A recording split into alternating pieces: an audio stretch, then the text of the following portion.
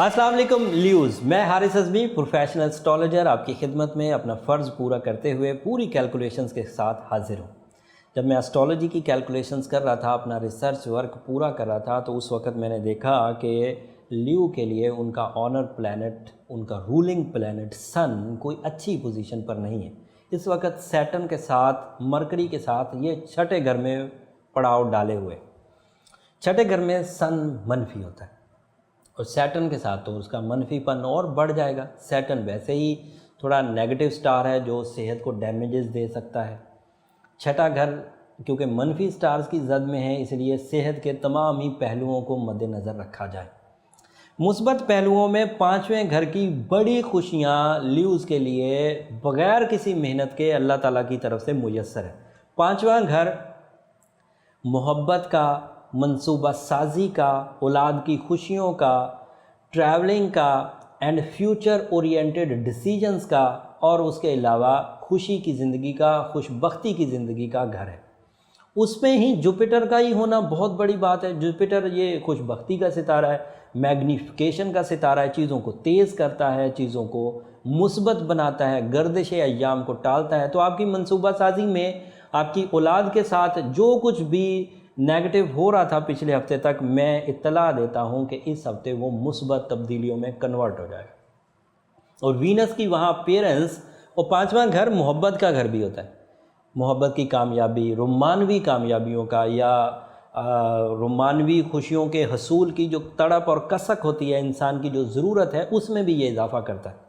And Venus अपने ज़ाती फ़वाइद में पाँचवें घर के तमाम एडवांटेजेस देता हुआ रिश्तेदारी को तो सेटल करेगा ही करेगा, रोमानवी ज़िंदगी में तो निखार पैदा करेगा ही करेगा। साथ में वीनस जुपिटर के साथ मिलकर जो मुआहिदा इन सीज़न में करेंगे, जो प्लान इस सीज़न में बनाएंगे, उसके भी मुस्बत रिवॉर्ड्स आपको मिलेंगे और तवक्कुआत से बढ़कर। मतलब 2+2 मेक्स 4 ये कोई प्लान नहीं है, ऐसा तो होता ही है। बट जब जुपिटर और वीनस पाँचवें घर में इकट्ठा हो तो 2+2 4 नहीं हुआ करते, फिर 4 से ज़्यादा की आप तवक्को भी कर सकते हैं और उम्मीद भी लगा सकते हैं कि ऐसा ही होगा कि जैसा तवक्को से बढ़कर मिलेगा। तो ये पाँचवें घर की एडवांटेजेस तो खूब है, और नौवें घर के एडवांटेजेस भी खूब है। नौवें घर में मार्स है और पूरा महीना मार्स के नौवें घर में होने से हिजरत, फैमिली के साथ हिजरत, और जो आपके साथ मर्ज हो, मतलब आपके यहाँ शराकतदारी है, दोस्त है या अदरवाइज़ आपके करीबी लोगों में से है, तो आपकी किस्मत इतनी ताकतवर है मार्स की वजह से कि आप उसे भी ट्रैवलिंग करवा सकते हैं या उसकी ज़िंदगी की ट्रैवलिंग की नेगेटिविटीज़ को रिजॉल्व कर सकते हैं अपनी हेल्प से और अपनी सपोर्ट से। अदरवाइज़ जो नेगेटिव चीज़ें हैं उसमें मैं कुछ बयान कर दूं। रूलिंग प्लैनेट नेगेटिव होने की वजह से, सन के नेगेटिव होने की वजह से मनफी सोच तो आएगी और पर्सनालिटी डिक्रीज़ भी होगी, और उसके अलावा बात जो आप अपनी ज़िंदगी में सेहत से रिलेटेड जो बातें आप करना चाह रहे थे उसमें मोहतात या एहतियात बरतना तेज़ कर दें और उसको मैक्सिमम कर दें। लोग आपके बारे में थोड़ी राय गलत कायम कर सकते हैं। बहस मुबाहिसे, तकरार और इससे बचने की सूरत तर्क करें। बहस तकरार में ना पड़े। अगर बहस तकरार में पड़े तो तकरीम कम होगी, इज़्ज़त और तकरीम में कमी आएगी।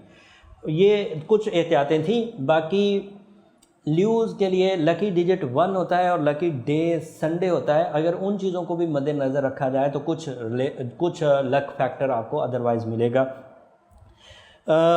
जब ल्यूज़ कोई काम करने लगें तो अगर 10 AM से 10 AM, रोज़ 10 AM से लेकर दोपहर 1 बजे के दरमियान करें तो ये इनकी लकी सातें भी हैं इस हफ्ते, ये भी इनको एडवांटेज देंगी।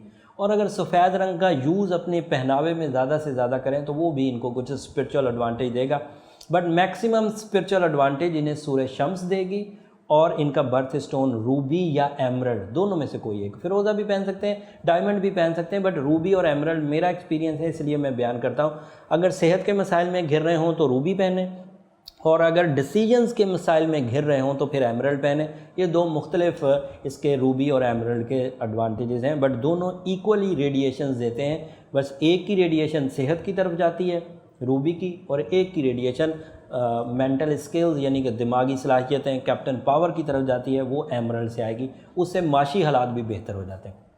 ये था ओवरव्यू इस वक्त न्यूज़ का। उम्मीद करता हूँ कि इन चीज़ों को आप अपने मद्देनज़र रख कर अच्छे फ़ैसले लेंगे। अगला हफ्ता इससे ज़्यादा इम्पॉर्टेंट है, ग्रहण का भी है, और उसमें कुछ सितारे भी बदल रहे हैं। जो लोग एस्ट्रोलॉजी से अवेयर पहले से हैं, कुछ मालूमात रखते हैं, तो वो इन बातों को जानते हैं। बाकी मैं प्रोफेशनल अंदाज से अगले हफ्ते बयान कर दूंगा।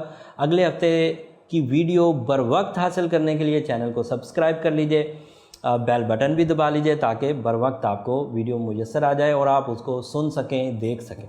अगले हफ्ते तक के लिए इजाज़त, अल्लाह ने के बाद।